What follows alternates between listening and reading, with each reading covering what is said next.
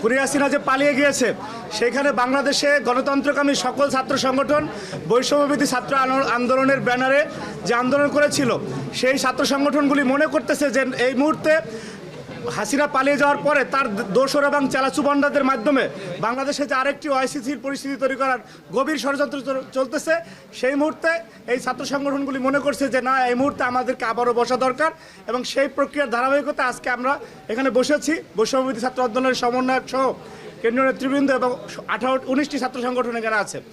আমরা সবাই একই আলোচনা করে সিদ্ধান্ত উপনীত হয়েছি যে আগামী এক সপ্তাহ আমরা জাতীয় ছাত্র সংহতি, যেটা বাংলাদেশের স্বার্থে, বাংলাদেশের গণমানুষের নিরাপত্তার স্বার্থে এই ছাত্র সংহতির আয়োজন করা হয়েছে, জাতীয় ছাত্র সংহতি সপ্তাহ। তো আমাদের যেটা হাসান আবদুল্লাহ বললেন, যারা এই যে গত 2-3 দিনে যে ঘটনাগুলো ঘটেছে, এই প্রজন্মই কিন্তু খুনি হাসিনার ভয়াবহ ফ্যাসিজমের বিরুদ্ধে বুক লড়াই করেছে, বুক চিতিয়ে। তাদেরকে যদি কেউ প্রেসক্রিপশন দিয়ে ভুল পথে পরিচালিত করে সেটা জাতির জন্য দুর্ভাগ্যের, এবং আমরা আশা রাখি যে তাদেরকে কেউ ভুল প্রেসক্রিপশন দিয়ে ভুল পথে পরিচালিত করতে পারবে না বাংলাদেশ রাষ্ট্রের কোনো ক্ষতি করার জন্য।